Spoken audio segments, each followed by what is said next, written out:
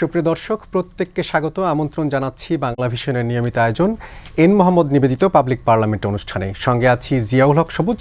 আলোচনার জন্য বরাবরের মতো আজও সঙ্গে আছেন চারজন অতিথি। আমার ডান পাশে রয়েছেন জনাবা মাহমুদা হাবিবা, সদস্য বিএনপি মিডিয়া সেল, এবং তার পাশেই রয়েছেন অধ্যাপক doctor S M Shamim Reza, গণযোগাযোগ ও সাংবাদিকতা বিভাগ, ঢাকা বিশ্ববিদ্যালয়। এবং আমার বাম পাশে রয়েছেন জনাব রাজিকুজ্জামান রতন, সহ সাধারণ সম্পাদক বাসদ, এবং সর্ববামে রয়েছেন জনাব আলাউদ্দিন মোহাম্মদ, যুগ্ম সদস্য সচিব এনসিপি।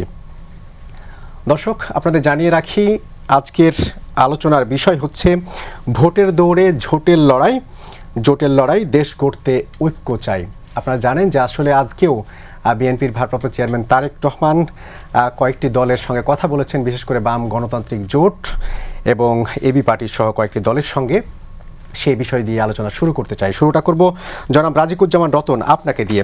এই যে বিএনপির ভারপ্রাপ্ত চেয়ারম্যান তারেক রহমানের সঙ্গে বাম গণতান্ত্রিক জোট, যুক্তফ্রন্ট এবং এবি পার্টির নেতারা দেখা করেছেন, আপনিও এই মিটিংয়ে ছিলেন। আসলে তিনি যে ইঙ্গিত দিয়েছেন সরকার এবং সরকার বিরোধী যারা আছেন তাদেরকে নিয়ে জন আকাঙ্ক্ষা বাস্তবায়ন করা হবে, আসলে তিনি কিসের ইঙ্গিত দিয়েছেন? এটা কি আসলে সবাইকে নিয়ে জোট গঠন, সরকার গঠন, নাকি জাতীয় সরকার টাইপের কিছু ইঙ্গিত? ধন্যবাদ। আমরা গণতান্ত্রিক যুক্তফ্রন্টের পক্ষ থেকে দেখা করতে গিয়েছিলাম প্রধানত শোক এবং সহানুভূতি জানাবার জন্য। যেহেতু রাজনৈতিক দলের নেতারা একসঙ্গে হলে তো কিছু রাজনৈতিক আলোচনা হয়, সেই কারণে প্রাসঙ্গিকভাবে কিছু আলোচনা এসেছিল। একটা জিনিস পরিষ্কার করে বলার মতো, আমরা কিন্তু গণতান্ত্রিক যুক্তফ্রন্ট কোনো জোট গঠনের জন্য যাইনি, এবং আমরা আমাদের জায়গা থেকেই আমাদের সংগ্রাম পরিচালনা করব, এটা আমরা বলেছি এবং সেটা করছিও। আমরা মনে করি নির্বাচন জনমত গঠনের একটা অংশ। জীবনের প্রধান লক্ষ্য সংসদ সদস্য হওয়া নয়, জীবনের প্রধান লক্ষ্য হওয়া উচিত একটা রাজনৈতিক বক্তব্যকে উপস্থাপন করা। জনগণ যদি সমর্থন দেয় পার্লামেন্টে যাবেন, জনগণ সমর্থন না দিলে যাবেন না। কিন্তু সারা জীবনের সাধনাকে পার্লামেন্ট সদস্য হওয়ার জন্য জলাঞ্জলি দেওয়াটা নিশ্চয়ই জনগণ ভালো চোখে দেখে না। যে কারণে অনেক সময় বলে একটা পার্লামেন্ট মেম্বার হওয়ার জন্য আপনারা রাজনীতিও ছেড়ে দিতে পারেন।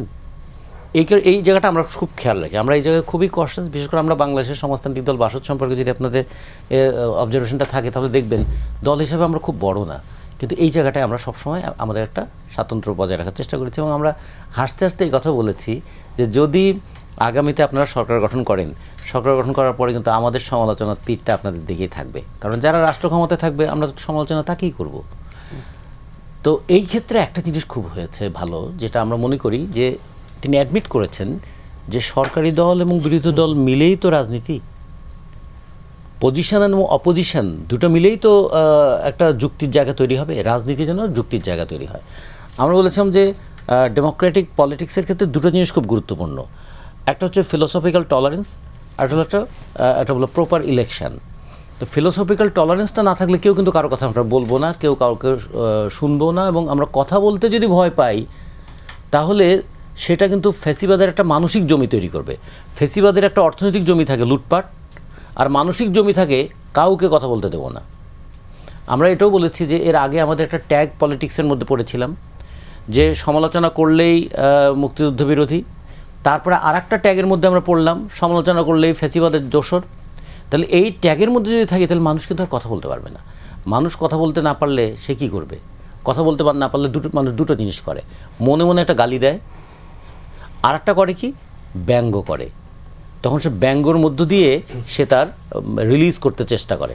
এই বিষয়টা নিয়ে কি তারেক রহমানের কোনো দৃষ্টিভঙ্গি ছিল? সেই জায়গায় কিন্তু আমার কাছে মনে হলো যে অন্তত তিনি এই জায়গাটা খুব ভালোভাবে অ্যাডমিট করেছেন, হ্যাঁ ফিলোসফিক্যাল টলারেন্সটা খুব গুরুত্বপূর্ণ এবং এটা আমাদের মেনটেন করতে হবে।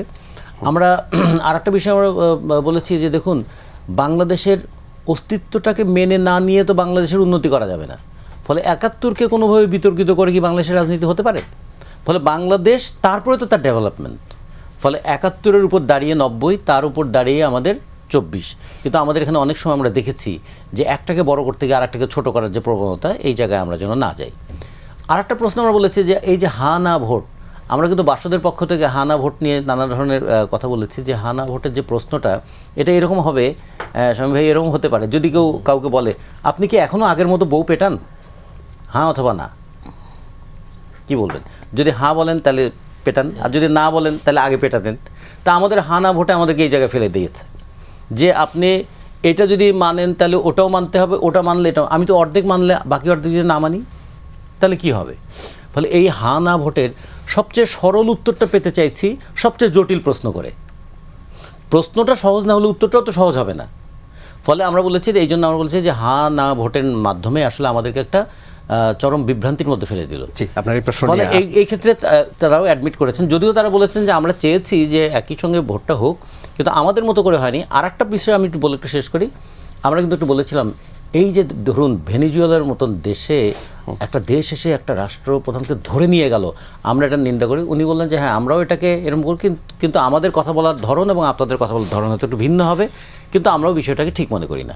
এরকম অনেকগুলো বিষয়ে ভবিষ্যৎ নির্বাচনের পরবর্তীতে রাষ্ট্র পরিচালনা এবং তারপরে democratisation of the society and politics, এবং সবচেয়ে বড় কথা যে আমরা যেন পজিশন এবং অপোজিশন দুইজনেই কথা বলার জন্য চাপাতির কোপ খাওয়ার ভয়ের মধ্যে না থাকি, সেই রকম একটা পরিবেশ যেন থাকে। এগুলো ব্যাপারে একটা সাধারণ আলোচনা ওদের হয়েছে। মাহমুদা হাবিবা, আপনার কাছে আসতে চাইবো যে এই যে যেটা রতন ভাই বলছিলেন যে নির্বাচনের পরে রাষ্ট্র পরিচালনা, এই ক্ষেত্রে কি বিএনপির দৃষ্টিভঙ্গির কোনো পরিবর্তন হয়েছে? মানে আজকে তারেক রহমান যে ইঙ্গিত দিয়েছেন, আপনি তো মিডিয়া সেলে কাজ করেন, সেই জায়গায় কি নতুন কোনো দৃষ্টিভঙ্গি তৈরি হয়েছে বিএনপির? আমি আপনাকে ধন্যবাদ জানাচ্ছি, শুভেচ্ছা জানাচ্ছি আমার সম্মানিত সহ আলোচকদের এবং যারা শুনছেন তাদেরকে। 23শে জুলাই 2023-এ আমরা এবং আমাদের যুগপৎ আন্দোলনরত দলগুলোর সবাই একসাথে হয়ে আমরা 31 দফা আমরা ঘোষণা করি। সেটা প্রিয়াম্বলে লাস্ট যদি প্যারাটা আপনারা পড়েন, সেখানে পরিষ্কার বলা আছে যে নির্বাচন পরবর্তী সময় বাংলাদেশ জাতীয়তাবাদী দল জাতীয় সরকার গঠন করতে চায়। এটা কিন্তু আমাদের বহু পুরনো একটা প্রতিশ্রুতি, বহু পুরনো একটা সংস্কার। বহু পুরনো এই জন্য বলছি যে আমরা 2025-এর পার করে এখন আমরা 26-এ দাঁড়িয়ে আছি, 3 বছর আগের কথা। এখন নানাবিধ কারণে রাজনৈতিক দলগুলোর মধ্যে মতপার্থক্য থাকবে, এবং যেটা ছিল, যদিও দেখেন ন্যাশনাল ইন্টারেস্টের প্রশ্ন যখন এসেছে, একটা সত্যিকার অর্থে বাংলাদেশকে মুক্ত করার একটা প্রশ্ন এসেছে, তখন কিন্তু 5ই আগস্ট বলুন আর 36শে জুলাই যেটাই বলি না কেন, আমরা গোটা বাংলাদেশের প্রতিটা রাজনৈতিক মত বলুন, ধর্মীয় মত বলুন, শ্রেণী পেশা যাই বলুন, এক জায়গায় হয়ে মানুষ কিন্তু একটা মতামত দিয়েছে। এর পরবর্তীতে কিন্তু ওই ঐক্যটা কিন্তু একটা এমন একটা গ্রেটার পারপাস সার্ভ করার জন্য, যে ওই ঐক্য যদি সবাই প্রত্যাশা করে যে পরবর্তী সময়েও একইভাবে বহমান থাকবে, তাহলে এটা একটা মিস্টেক। কারণ যে প্রতিটা রাজনৈতিক দলের নিজস্ব নীতি আছে, আদর্শ আছে, তাদের নিজস্ব ওয়ে আছে তার দেশকে সার্ভ করার, তার গণতন্ত্রকে ফিরিয়ে আনার এবং একই সাথে স্বাধীনতা এবং সার্বভৌমত্বকে টিকিয়ে রাখার। এখানে আমরা যারা অন্তত জুলাইয়ের অংশীজন, আমি বিশ্বাস করি যে প্রত্যেকেই এই জায়গাটায় আমরা খুবই পাওয়ারফুল। আমাদের রাস্তাটা ভিন্ন, ফলে দেখা গেছে এই রাস্তায় হেঁটে যখন আমরা নির্বাচনমুখী হলাম, তখন তো বিষয়টা হয়ে গেল রাষ্ট্র পরিচালনার দায়িত্বটা কারা পাবেন। নির্বাচনী মাঠটা কিন্তু বড় যুদ্ধের মাঠ। একটা সিটের জন্য এখানে দেখা যায় যে আমি যে বেটার ক্যান্ডিডেট বা আমার দল যে বেটার ক্যান্ডিডেট দিচ্ছে, কিংবা আমার দল রাষ্ট্র ক্ষমতা পরিচালনার দায়িত্ব পেলে বেটার সার্ভ করতে পারবে কান্ট্রিকে, সেই হিসেবে আমি আমার ক্যাম্পেইন করছি, সেই হিসেবে আলাউদ্দিন তার ক্যাম্পেইন করছেন, সেই হিসেবে রতন ভাই নির্বাচনে নাই, কিন্তু যারা আছেন তারা জামাত ইসলামী তাদের ক্যাম্পেইন করছেন। এতে কি হয়েছে, ক্যাম্পেইনের ফাঁকে যে ক্যাম্পেইনটা করছেন বিএনপি, তার মতো ক্যাম্পেইন করছে, অন্য দল ক্যাম্পেইন করছে, অনেকেরই ধারণা বিএনপি হয়তো সরকার গঠন করবে, সামনের সরকার যেটি হতে যাচ্ছে। তাহলে এই সময়ে যদি বিএনপি সরকার গঠন করে, সেই সময়ে এসে জন আকাঙ্ক্ষা বাস্তবায়নের ক্ষেত্রে সবাইকে নিয়ে যে দেশ গড়ার অঙ্গীকার, এর ভেতরে কি জাতীয় ঐক্যের বা জাতীয় সরকারের কোনো ইঙ্গিত আছে? জাতীয় সরকার প্রতিশ্রুতি আগেই আপনাকে বললাম নির্বাচন পরবর্তী, এবং ঐক্য যখন গ্রেটার কোশ্চেন, আবারও বলি ওই কারণেই বলছি যে দেখুন এখন আমাদের অনেক বিভেদ, অনেক কথা আমরা বলি একজন আরেকজনকে নিয়ে, কিন্তু যখন গণতন্ত্র পুনরুদ্ধারের প্রশ্ন আসবে, গণতন্ত্রকে সুপ্রতিষ্ঠিত করার প্রশ্ন আসবে, যেটা রতন ভাই বললেন যে যতখানি দায়িত্ব এখানে সরকারি দলের, ক্ষেত্র বিশেষে বিরোধী দল তার চেয়ে স্ট্রং রেসপন্সিবিলিটিকে বেয়ার করতেই হবে, নাইলে সেটাও কিন্তু একটা ডিসেন্ট সাইজও হওয়া জরুরি। এই সব কিছু মিলিয়ে আমরা প্রত্যাশা করি যে এমন একটা নির্বাচন পরবর্তী এমন একটা সময় আসুক যেখানে প্রত্যেকে, যেমন ধরুন আপনার যে সংসদ যদি ফাংশনাল হয়, সংসদীয় কমিটিগুলো যদি ফাংশনাল হয়, বিরোধী দল ফাংশনাল হলে আপনি গণতন্ত্রটা প্রতিষ্ঠিত করতে পারবেন। না হলে কিন্তু ঘুরিয়ে ফিরিয়ে আবারও সরকারি দল ধরুন চাইছে, তার ইন্টেনশন আছে 40%, কিংবা 10% সে ইন্টেনশন আপ ডাউন করছে, কিন্তু বিরোধী দলেরও তো দায়িত্ব আছে 40%, তারও 10% আপ ডাউন করতে পারে, বাট ওই জায়গাটায় সমন্বয় তো করতেই হবে। আপনাকে মনে রাখতে হবে আপনার সবচেয়ে বড় সমস্যা এই মুহূর্তে বাংলাদেশটাকে তার নিজের স্বাধীনতা সার্বভৌমত্ব অক্ষুণ্ণ রেখে গণতন্ত্রটা পুনঃপ্রতিষ্ঠা করা, যেটা যে ভেনেজুয়েলার কথা ভাইয়া বলছিলেন, আজকে আমি সারাদিন এই কথাটা ভেবেছি। ভেনেজুয়েলার ঘটনা ঘটেছে, আরেক দেশে নিয়ে বিচার করা হয়েছে। আমরা কি ভুলে গেছি যে এই বাংলাদেশের সুজাতা সিং এসে কিভাবে এরশাদ সাহেব এসে প্রেসিডেন্ট হাউস না কি ছিল বাড়িটার নাম, উনি বোধহয় তখন নির্বাচনে যেতে চাননি, তাকে কিভাবে সিএমএইচে নিয়ে যাওয়া হয়, তারপরে রাতারাতি কিভাবে নির্বাচন অনুষ্ঠিত হলো। আমরা কিন্তু খুব ন্যাক্কারজনক হস্তক্ষেপ এই বাংলাদেশেই দেখেছি এবং অবিশ্বাস্য। ওই দিনগুলো আমি বিশ্বাস করি যে আমাদের কোনো রাজনৈতিক দল এটা ফিরিয়ে আনতে চান না, এবং বড় দল হিসেবে বাংলাদেশ জাতীয়তাবাদী দলের তো কিছু দায়িত্ব আছেই, এবং এই দায়িত্বটা নেওয়ার জন্য আমাদের নেতৃত্ব তো সবসময় প্রস্তুত। জি, doctor S M Shamim Reza, আপনার কাছে জানতে চাইবো যে যেই বিষয়টি একটু আগে রতন সাহেব বলছিলেন যে হ্যাঁ না ভোট, যে গণভোট প্রশ্নে জনগণকে আসলে বিভ্রান্তির মধ্যে ফেলে দেওয়া হয়েছে। আমরা দেখেছি যে গণভোট প্রশ্নে অনেকেই একমত হতে পারেনি। তাহলে এই যে তারেক রহমান আজকে নতুন করে সবাইকে নিয়ে জন আকাঙ্ক্ষার বাস্তবায়নের প্রতিফলন ঘটানোর কথা বলছেন, সেই জায়গায় সমাধানটা কোত্থেকে আসবে? তার আগে একটু ধন্যবাদ জানাই আপনাদের, যে রতন ভাই আর আমি একসময় আপনাদের অনুষ্ঠানের মধ্যরাত সন্ধ্যা রাত বহুবার আমরা আলোচক হিসেবে উপস্থিত থেকেছি, এবং আমরা নিজেরাও একটা স্মৃতিচারণ করছিলাম যে আমরা যথেষ্ট বিগত সরকারের সমালোচনা করেছি, বিভিন্ন দোষ ত্রুটিও বের করে বলবার চেষ্টা করেছি। আমরা খুব সাধারণ মানুষ, এই জন্য হয়তো ওই সরকার আমাদের কথায় কোনো গুরুত্ব দেননি বা খুব প্রয়োজন বোধ করেননি। তো ভালো লাগছে আজকে রতন ভাইকে পেয়ে, যে কিছু কিছু কথা যদি রাজনৈতিক দলগুলো শোনেন তাহলে তারাও ভালো থাকেন এবং অন্যদেরও বিপদের মধ্যে ফেলতে হয় না। তো ওনার এই আলোচনার সূত্র ধরে আপনিও সেই প্রসঙ্গে বলছেন যে দেখুন, দুটো এক বিষয় সম্ভব না। জনাব তারেক রহমানের সঙ্গে যে সাক্ষাৎকার ওনারা করেছেন, রতন ভাইরা করেছেন, বাম জোটগুলো বা অন্যরা, সেটা এই ধারণা থেকে যে বিএনপি নির্বাচন একটা ভালো করার সম্ভাবনা রয়েছে। তারা বড় দল, এর আগেও সরকার পরিচালনা করেছেন, বিরোধী দলে ছিলেন, এবং তাদের একটা ভালো সম্ভাবনা আমরা দেখছি বিভিন্ন জরিপে, জনগণের সঙ্গে কথা বলে প্রত্যক্ষণের মধ্যে দিয়ে। এবং এটা অত্যন্ত একটা ভালো উদ্যোগ যে নির্বাচনের আগে তারা নির্বাচন করুন বা না করুন। এবং আজকে যে প্রতিনিধি দল গেছেন তার মধ্যে অনেক বর্ষিয়ান নেতা আছেন, আপনারা আমার সবার পরিচিত, রাজ্জাক ভাইরাও আমাদের অগ্রজ প্রতিম। তো সবাই মিলে তারা যে গেছেন, কথা বলেছেন, নীতি আদর্শের ভিন্নতা থাকতে পারে, তারা যে সমাজতান্ত্রিক চেতনায় তারা যে উজ্জীবিত, তাদের কর্মপরিকল্পনা, তার সঙ্গে তারেক রহমানের দলের সবকিছু যে মিলবে তা না, কিন্তু লক্ষ্য তো এক। যে কথাগুলো উনি বললেন তার সঙ্গে তো বিএনপির নীতির খুব একটা পার্থক্য থাকবার কথা না।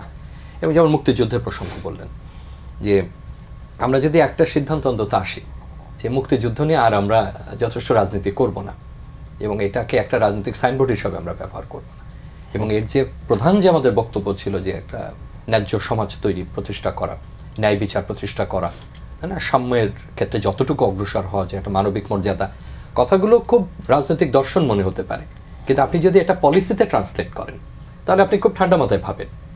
আপনি যখন বলছেন যে সামাজিক ন্যায় বিচার, এটা খুব সহজ কাজ। আপনি একটা সচিবালয় পেয়েছেন বিচার বিভাগের জন্য, সেটা কিভাবে কাজ করবে, এই সেপারেশনটা কিভাবে হবে, কোথায় গিয়ে দাঁড়াবে, তার উপর নির্ভর করবে যে আপনি বিচার কিভাবে নির্ধারণ করবেন। এখন আমি এইভাবে দেখতে চাই যে রাজ্জাক ভাইরা গিয়ে যে কথাটা তাকে বললেন একটা বড় দলের নেতাকে, সেটা যদি প্রতিফলন হয় যে দেখেন আমরা গেলে এটা করব, আমরা বিচার বিভাগের এই স্বাধীনতা আমরা রাখবো, এই যে আলাপ আলোচনা বা সংলাপের যে সুযোগটা, সেটা গুরুত্বপূর্ণ। কিন্তু আপনি অন্য যে প্রসঙ্গটা তুলেছেন, এর বাইরে বলি, বিএনপি আমি যতদূর জানি আপা ভালো বলতে পারবেন, পেশাজীবীদের সঙ্গেও বিভিন্নভাবে আলাপ করছেন বা বিভিন্ন ক্ষেত্রে আরও ভবিষ্যতে করবেন, সেটা তাকে সমৃদ্ধ করবে, তার ইশতেহারকে আরও সমৃদ্ধ করবে। এখন যে প্রসঙ্গটা আপনি তুলছেন গণভোটের, এইটা হয়তো এই নির্বাচন সময়কালে আমরা খুব বেশি আলোচনার সুযোগ পাবো কিনা জানি না আগামী 1 মাসে। কারণ দুটো, বিএনপি নিজেরও কর্মসূচি আছে, তার 31 দফা আছে, এটা সে অনেকদিন আগে থেকেই এটা নিয়ে কথা বলার চেষ্টা করছে। এমনকি গত সরকার পতনের আগেও কিন্তু 31 দফা নিয়ে আলোচনা ছিল, হয়তো জোরালোভাবে গণমাধ্যমে বলা যেত না, কিন্তু ছিল আলোচনা। এবং এই 31 দফা এখন বিএনপি কতটা সাম্প্রতিক সংস্কার আলোচনার পরিপ্রেক্ষিতে বা প্রেক্ষাপটে একটু পরিমার্জন করবেন, পরিবর্তন করবেন, সেটা কিন্তু দেখার বিষয়। কারণ যখন করা হয়েছিল তখন তো এই সংস্কার কর্মসূচি ছিল না, এই আলোচনা ছিল না, তারা তাদের মতো দিয়েছেন, সেটা ভালো। সেটা প্রায় সব ক্ষেত্রগুলো বা সেক্টরগুলোকে স্পর্শ করে, কি করবেন না করবেন তার একটা ধারণা তারা দিয়েছেন, অর্থনীতি, শিক্ষা থেকে শুরু করে গণমাধ্যম সহ সব বিষয়। কিন্তু সংলাপের যে আলোচনা এখন হচ্ছে, আমি বলছি না যে বিএনপি তার সব কিছুর সঙ্গে একমত হতে হবে, আপনার অনুষ্ঠানে সম্ভবত আমিও একাধিকবার বলেছি যে দেখেন একটা দল তার তো নিজস্ব কর্মসূচি আছে, এবং এটা কিন্তু খুব বাস্তবসম্মত যে দলও তো বলতে পারে যে আমি সংবিধানকে কিভাবে দেখতে চাই, এটা তো আমারও দেশ বা আমারও সংবিধান। আবার সংস্কার একটা বহুদলীয় একটা বিষয়, বহুপাক্ষিক একটা বিষয়। অতএব মাঝামাঝি বিএনপি কতটুকু এখান থেকে গ্রহণ করবে, কতটুকু তার নিজের ব্যাপারে অনড় থাকবে, সেটা বিএনপি নেতৃস্থানীয় ব্যক্তিদের সিদ্ধান্ত নিতে হবে, আলাপ আলোচনার মধ্যে সিদ্ধান্ত। আমি আমরা বিষয়টা স্পষ্ট করতে পারছি যে এই দফার কতটুকু আপনি রাখবেন, কতটুকু এই সংস্কার থেকে নেবেন বা কতটুকু নেবেন না, এর একটা দায় কিন্তু বিএনপির উপর এখন পড়ে বা একটা দায়িত্ব পড়ে। আর দ্বিতীয় যেটা আপনি বলছেন, দেখুন আমি ব্যক্তিগতভাবেও একদিনের পক্ষে ছিলাম যে দুটো নির্বাচন, এই জাতীয় এবং গণভোট, এটা 2 দিনে করার অনেক ধরনের ঝুঁকি আছে, অনেক ধরনের ঝুঁকি আছে, এবং এটা আমাদের এই বাস্তবতায় খুব বাস্তবসম্মত হতো না। তো একদিনের ব্যাপার, সেটা বিএনপিও বলেছে যে তারা একদিন, আরো অনেকে বলেছেন, এনসিপি হয়তো 2 দিনে চেয়েছিল, অন্যরাও 2 দিনে চেয়েছিল। এখন আমরা প্রাথমিকভাবে ভেবেছিলাম যে সেখানে একটা প্রশ্ন থাকবে, বাংলাদেশের আগের গণভোটগুলো তাই হয়েছে, প্রশ্ন একটাই যে ছোট হোক বড় হোক। এবং আমরা সাম্প্রতিক সময় অন্যান্য দেশের যেসব গণভোট দেখেছি, যেমন স্কটল্যান্ডের বা তার আগে কুবেকের আরও 2-1টা জায়গার আছে, ওই একটাই প্রশ্ন, কিন্তু প্রশ্নের ব্যাকগ্রাউন্ডে অনেক কিছু থাকে, সেটা আগেই দিয়ে দেওয়া হয় যে এইটা। এখন সংস্কারের আমি যদি এক লাইনে বলি যে যে বিষয়গুলোতে সবাই একমত হয়েছে তা নিয়ে তোর আলোচনার কিছু নেই, বাকি একমত হইনি, এবং মত হয়েও আমার একটু ভিন্ন মত আছে। নোট অফ ডিসেন্ট যারা সারা জীবন রাজনীতি করেন, চাকরি করেন, তারা সবাই জানেন নোট অফ ডিসেন্ট কখন দেওয়া হয়। মিটিংয়ে আমরা সারাদিন এটা দিই যে ভাই আমি দিচ্ছি আপনাদের সঙ্গে দলীয় সংগতির সঙ্গে, বাট আমার কিন্তু একটা নোট অফ ডিসেন্ট আছে, নোটটা রাখেন। তো এখন এই 4টা প্রশ্ন কিভাবে জনগণ বুঝবেন এবং কিভাবে তার উত্তরটা সংক্ষিপ্ত সময় দেবেন, সেটা একটা চ্যালেঞ্জিং হতে পারে। কিন্তু আমি একদিনে হওয়াটাকে চ্যালেঞ্জিং মনে করছি না, বরং ওই প্রক্রিয়া যেটা, প্রশ্নটা, সেটা আমাদের জন্য চ্যালেঞ্জিং হয়ে উঠতে পারে। তবে আমি ওইটা বলেই শেষ করব যে বিএনপির নেতা বা বিএনপি যে এক ধরনের সংলাপ, মানুষের সংলাপ ঠিক বলবো না, এই যে দেখা সাক্ষাৎ করছেন, রাষ্ট্রে যারা রাজনৈতিক মুরব্বী আছেন, অন্য দলের হলেও তাদের কথা শুনছেন, তার সমবয়সী যারা আছেন, তার বয়োজ্যেষ্ঠ যারা আছেন রাজনৈতিক কলিগ হিসেবে, তাদের কথা শুনছেন, পেশাজীবীদের কথা শুনবেন।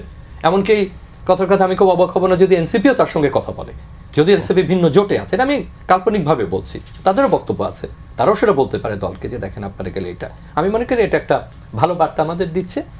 আর গণভোটের প্রসঙ্গটা একটু অন্যরকম, যেটা আগেই বলেছে, আর হয়তো কিছুদিন গেলে আরো আলোচনা করা। জনাব আলাউদ্দিন মাহমুদ, আপনার কাছেও এই বিষয়টি জানতে চাইবে যে গণভোট প্রশ্নে যেই কথাটি বলা হচ্ছে, জনগণকে বিভ্রান্তির মধ্যে ফেলে দেওয়া হয়েছে, আপনাদের তো এই গণভোট নিয়েই মূল দাবিটার জায়গাটা ছিল, আপনাদের অন্য কয়েকটি সংগঠনও ছিল, সেই জায়গায় কি আপনি মনে করেন যে এই গণভোটকে আসলে এই আলোচনার মধ্য দিয়ে জনগণকে বিভ্রান্তির দিকে ঠেলে দেওয়া হয়েছে? আপনাকে ধন্যবাদ। আমার সহ-আলোচকবৃন্দ যারা দেখছেন সবাইকে শুভেচ্ছা জানাচ্ছি। প্রথমত গণভোট তো আসলে আপনার আসলে একটা বিশেষ প্রেক্ষিতে, গণভোটটা শুরুতেই যদি রাজনৈতিক দলগুলো একমত হতো হয়তো বা তখন গণভোটটা আরও ইজি হতো। আর গণভোট ইটসেলফ মানে ইভেন্টটা নিয়েও কিন্তু আমরা বড় বিতর্ক দেখেছি, এবং দীর্ঘদিন চেষ্টার পর কিন্তু শেষ পর্যন্ত গণভোট এসেছে। এর আগ পর্যন্ত দেখেন জুলাই সনদ ঘোষণা করা হয়েছে, কিন্তু সনদটা কি হবে, এটা কি আসলে একটা দলিল হিসেবে থেকে যাবে নাকি এটার কোনো আপনার লিগ্যাল ইমপ্লিকেশন আছে, এটা নিয়ে কিন্তু সবাই একমত ছিল না।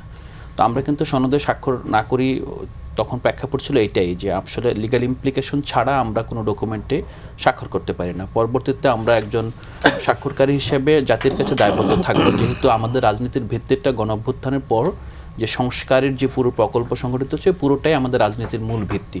তো সেই জায়গায় আমরা তো এখন পর্যন্ত আসলে স্বাক্ষর করতে পারি নাই, কারণ পরবর্তীতে আমরা প্রস্তুত ছিলাম যে গভর্নমেন্ট আমাদের হয়তো বা আমাদের জন্য আলাদা একটা স্কোপ দিবে যে আমরা ওটা স্বাক্ষর করবো, অন্তত আপনার সেরিমোনিয়াল হিসাবেও এটা একটা গুরুত্ব বহন করতো। বাট পরবর্তীতে গভর্নমেন্টের কাছে দেখা গেলো যে এটা অনেকটাই ক্লোজড হয়ে গিয়েছে, আমরা আসলে সেটা নিয়ে করি নাই। যেহেতু আমাদের দাবির প্রেক্ষিতে জুলাই সনদ বাস্তবায়ন আদেশ এখানে দেওয়া হয়েছে, সেটাতেই আমরা মনে করি যে এটা আমাদের অর্জন।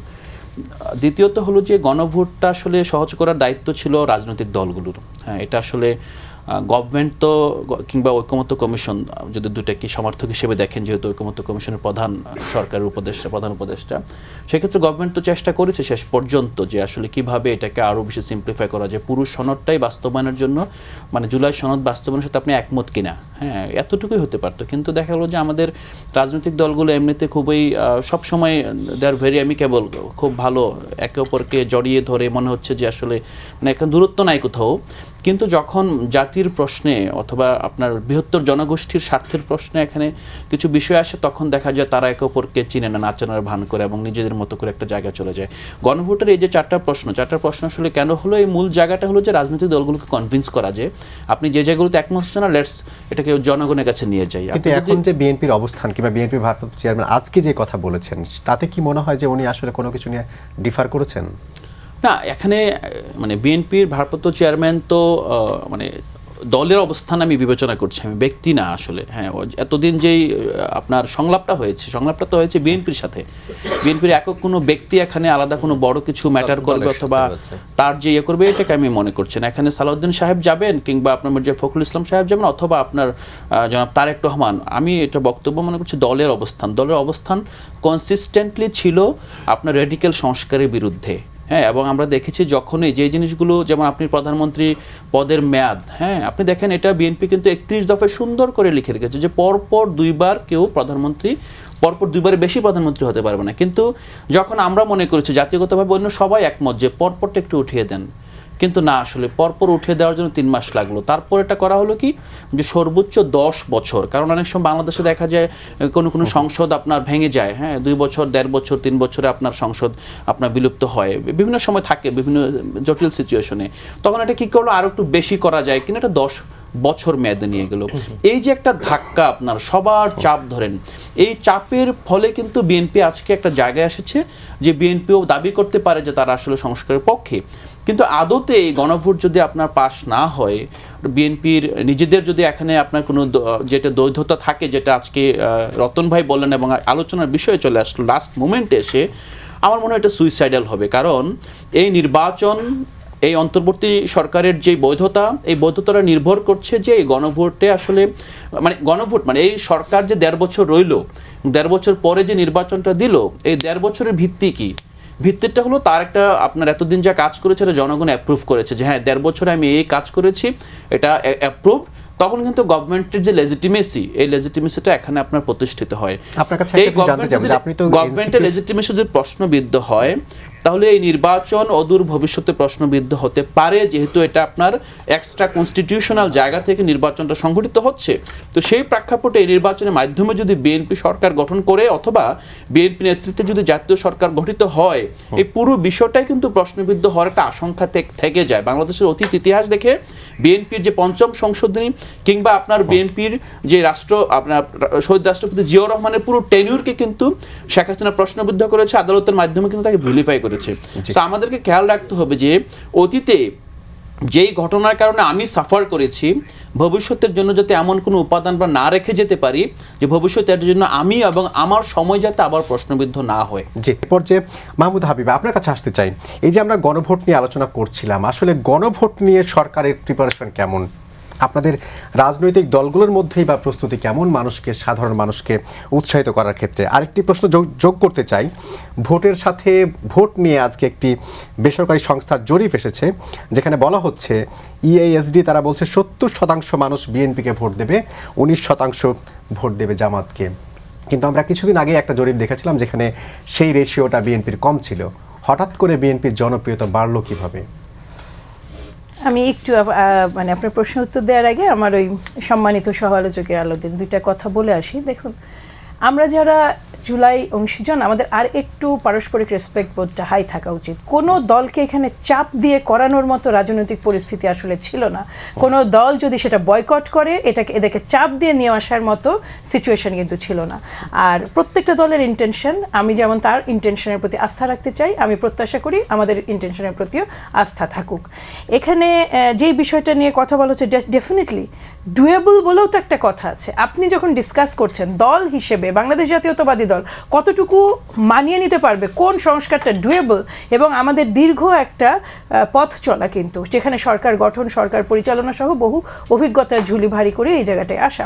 ফলে আমরা যখন এখানে মানে ঐক্যমত্য কমিশনে কিংবা সংস্কার কমিশনে বসেছি, তখন ব্যাক এন্ডে কিন্তু ম্যাক্সিমাম কাজ হয়েছে যে কিভাবে আমরা মানে মিনিমাইজ করতে পারি আমাদের ডিফারেন্সগুলা। এই যখন আমরা 2বারের প্রধানমন্ত্রী নিয়ে কথা বলি, একটা কথা প্রত্যেকেরই মনে রাখা দরকার যে বাংলাদেশ জাতীয়তাবাদী দল যখন এই পয়েন্টটাতে এই নেগোসিয়েশনে একমত হয়, সে কিন্তু ম্যাক্সিমাম পসিবিলিটি স্যাক্রিফাইস করে। আপনাকে এই জিনিসটা এইভাবে এই কারণে মাথায় নিতে হবে যে দলের আকারের হিসেবে বলছি, আমি জনসমর্থনের বাইরে যে বলছি, এই যে ম্যাক্সিমাম পসিবিলিটি স্যাক্রিফাইস করা কিংবা যতখানি মানে সহজে বলা যাচ্ছে অতখানি সহজে কিন্তু করার বিষয় নয়। এমনকি দলের ভিতরেও এখানে কিন্তু আমাদের দলের ভেতরেই নানা বাধা প্রতিবন্ধকতা পার হয়ে ইন্টেনশন আছে বলেই এই জায়গাটা আমরা একমত হতে পেরেছি। নোট অফ ডিসেন্ট থাকবেই। নোট অফ ডিসেন্ট বলে দেয় যে এটাই গণতন্ত্র। আপনি যা যা বললেন তাতে সবাই স্বাক্ষর করলে, ওই একসাথে বসে স্বাক্ষর করলে ওটা তো একটা অন্যরকম ডকুমেন্ট হয়ে যায় সেটা। হ্যাঁ, এবং এই জিনিসটা কখনোই এই জিনিসটাকে মানে মিস ইন্টারপ্রেট করার দরকার নাই। রতন ভাইয়ের সাথে যেই কথা হয়েছে সেখানে কিন্তু কোনো প্রশ্ন রেইজ হয়নি। সেখানে যেটা হয়েছে যে আসলেই এই গণভোটের প্রশ্নগুলো আরও একটু সরল করার সুযোগ ছিল।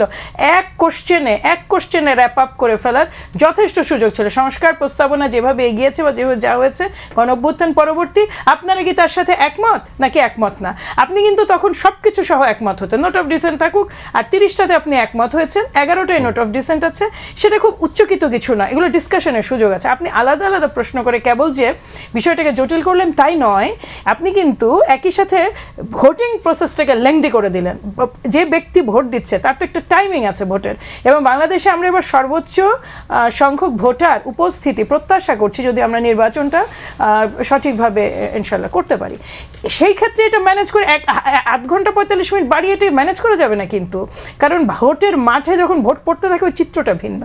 এর বাইরে আরেকটা কথা আমি বলতে চাই, সেটা হচ্ছে যে এই এখন যে প্রশ্নটা বা ডাউট বা প্রশ্নটা জটিল না হয়ে সহজ হতে পারতো, এগুলো ডিসকাশন হতেই পারে। এটা কনফিউজিং এটাও বলা যেতে পারে। তার মানে এই নয় যে আমি গণভোটের বিরুদ্ধে কোনো দল অবস্থান নিচ্ছে। গণভোটের আমরা প্রত্যেকেই পক্ষে। আমরা যারা জুলাই চার্টার সই করেছে আমরা তো জাতির কাছে দায়বদ্ধ।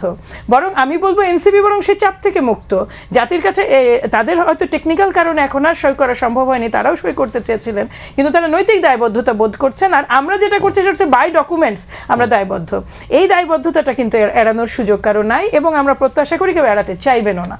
আর আপনি যেটা বলেন প্রস্তুতি, না কোনো প্রস্তুতি এখন পর্যন্ত দেখিনি। এখন ওনারাও কি ওই অপেক্ষা করছেন, প্রতীক্ষা করছেন যে 21শে জানুয়ারি থেকে যখন নির্বাচনী ক্যাম্পেইন শুরু হচ্ছে, যদিও সরকারের জন্য এটা তো যথেষ্ট রুম ছিল কাজ করার। যেমন ধরেন গভর্নমেন্টের যে অসংখ্য টুল আছে যেটা তৃণমূল পর্যন্ত চলে গেছে। আমরা যদি ইউনিয়ন পরিষদ নিয়ে চিন্তা করি, এই পর্যন্ত গেছে টুলটা। ওইখানে কি ক্যাম্পেইনগুলো হচ্ছে? ওইখানে পর্যন্ত কি পৌঁছে গেছে? তারা কি কোনো ডকুমেন্টস তৈরি করেছেন? কোনো এখন আমাদের মানে একজন অত্যন্ত মেধাবী পরিচালকও আছেন এখনকার উপদেষ্টা পরিষদে। ছোট আমি বোধহয় একটা ক্যাম্পেইন দেখেছিলাম এই ধরনের, মানে ধরনের মানে ছোট একটা ক্যাম্পেইন ছিল, ভালো লেগেছে। কিন্তু এরকম তো শত শত ক্যাম্পেইনে ভরে যাওয়ার কথা। এরশাদ সাহেব কবিতা লিখতে পারতেন না, কাকে দিয়ে যেন লেখাতেন বলে শুনেছিলাম সেই সময়। উনার সেই গানে ভরেছিল আপনার টিভি তখনকার ওই আপনার কি বলে গণভোটের বিষয়ে। ওই সময় লিফলেট ছিল। আমরা কিন্তু ঠিক লিফলেট বলুন যাই বলুন সরকারের পক্ষ থেকে সেই যতখানি প্রয়োজন ছিল আপনার এই জটিল প্রশ্নগুলো নিয়ে তৃণমূলের ভোটার পর্যন্ত পৌঁছানো, না সেই প্রস্তুতি নেই। এখন 21শে জানুয়ারিতে হয়তো আমাদের রাজনৈতিক দলদের সাথে তারাও নেমে পড়বেন মাঠে।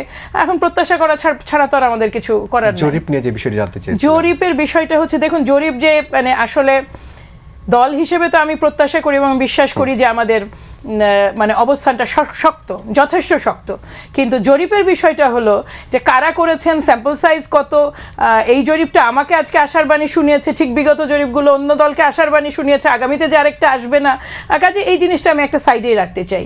জরিপের বিষয় এটা গুড নিউজ, কিন্তু অ্যাট দ্য সেম টাইম জরিপের উপরে ভরসা করে ভোটে মানে ফলাফলকে ভেবে নেওয়া এটা বড় ধরনের নির্বুদ্ধিতা। কারণ আপনাকে অপেক্ষা করতে হবে ভোটারদের ভোট দেওয়ার পর পর্যন্ত। বাংলাদেশে প্রকৃত অর্থে বহুদিন পরে ভোট হচ্ছে, অলমোস্ট 6 কোটি লোক প্রথমবারের মতো ভোট দিচ্ছে। কাজেই এইটা অপেক্ষা করতে হবে 12 তারিখ পর্যন্ত। জি জনাব রতন, আপনার কাছেও এই জরিপ প্রসঙ্গে একটু জানতে চাইবো যে এই যে 70% মানুষ বিএনপিকে ভোট দেবে, 19% দিবে জামাতকে।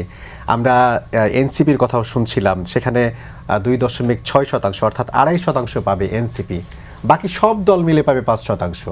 তা আপনারা যে এই ইলেকশনে যাচ্ছেন, ইলেকশন ক্যাম্পেইন করছেন, কিংবা মানুষকে এত বোঝালেন, এর ফল কি আসলে এই জরিপটা সাক্ষ্য দেয়? প্রথমত এই জরিপটা প্রক্রিয়াটা কি সেটা নিয়ে আমাদের একটা প্রশ্ন করতে হবে। ধরুন এনসিপি 30টি আসনে জামাতের সঙ্গে সমঝোতা করেছে। আচ্ছা, তাহলে 17% কেমন করে মনে করে এনসিপি সরকার গঠন করবে? যে শতাংশ মনে করলেন 1% মনে করেছে এনসিপি সরকার গঠন না, করবে। নতুনটা আচ্ছা, যদি এটাই মনে করে যে 1% মনে, এই 1% মানুষ তারা কি তাহলে বুঝলো না যে 30টা সংসদীয় সিট নিয়ে সরকার গঠন করা যায় না?